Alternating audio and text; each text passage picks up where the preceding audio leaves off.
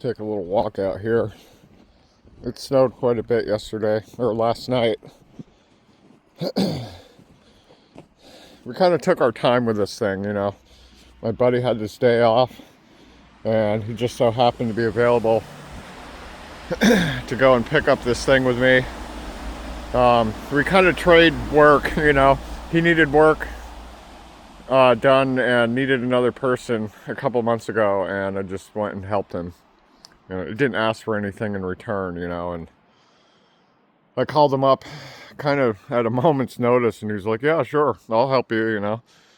So I went back to the quarry and picked this thing up. So this is the bucket that came with the excavator. It just was separate. And for some reason they couldn't put this loose bucket on the trailer, the transport trailer. I guess it's a DOT thing. They don't let you put loose buckets on the trailer with the excavator. But this is cool because I can finally look at it. This thing was filled with snow yesterday, and I knew that it had a tear in it, but I couldn't see it really because there was dirt, you know, and moss and stuff covering this whole thing. So it had been sitting for a while, and now I can really see like how far it went over, and can see the welds that they did. And I think they probably tried it when the metal was cold, and it probably held for a little while, but I can see where it kind of separated right here. So I looked online, and because I knew this was torn, and I just looked around, I'm like, yeah, maybe I can find a used bucket for the 235. Well, I looked around, and it's really hard. Like, you can look around all over the place and, you know, find one of these. I found one on eBay. It was one of two that I found on eBay. So I guess they're not that common. But this, like I said, this is the original one that came on the excavator. And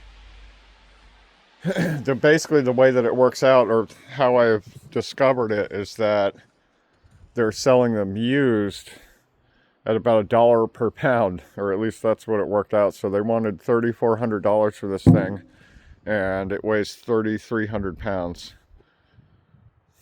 So it was definitely over a ton, and you know, it's a good size. It's almost as tall as me, and I'm almost 6 feet tall. So yeah, I'm not sure what else has to be done on it, but it was flipped over yesterday when I got it off of the trailer. We kind of flipped it back over. It kind of slid off of the trailer and just stopped. So that was a good thing. It didn't roll or anything. But yeah, so that was the thing that I wanted to talk about. The other thing was that the guy, you know, I thought he was going to put it on the flatbed with the excavator, but he's like, oh yeah, no, the tractor will do it. He had this old school Kubota, 80 horsepower. And that thing picked this thing right up, you know. I was like, holy crap. Both my friend and I were like, wow. It picked that thing right up like no problem and drove it all the way across the yard. And I mean, that tractor wasn't bouncing or anything. And it lowered it right onto the trailer and drove away. I was like, wow.